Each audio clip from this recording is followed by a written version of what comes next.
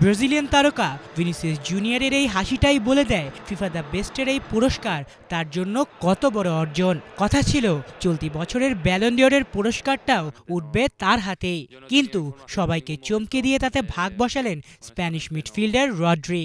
আর এ নিয়ে আলোচনা সমালোচনাও কম হয়নি। তবে তাতে কি, ব্যালন ডিওর পাওয়া না হলেও বিশ্বসেরা ফুটবলের খেতাবটা ঠিকই নিজের করে নিলেন এই ব্রাজিলিয়ান। ক্যারিয়ারে প্রথমবারের মতো পেলেন ফিফা দ্য বেস্টের খেতাব, আর নিজের এই অর্জনে ব্যাপক উচ্ছ্বসিত ভিনি নিজেও।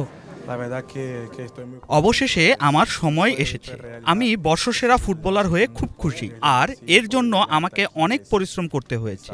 আমি ছোট থেকে ব্রাজিলের সাও গঞ্চালোর রাস্তায় খালি পায়ে ফুটবল খেলে বড় হয়েছি। আমি অনেক বাচ্চার জন্য রোল মডেল, যারা মনে করে সবকিছুই অসম্ভব এবং এতদূর আসতে পারবে না।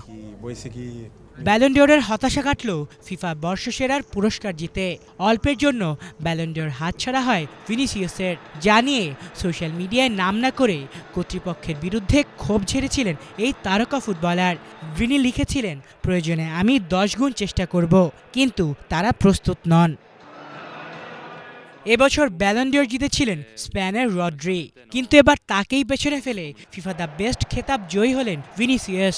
ব্রাজিলিয়ান এই তারকার পয়েন্ট 48, অপরদিকে রড্রির পয়েন্ট 43 এবং জুড বেলিংহামের পয়েন্ট 37।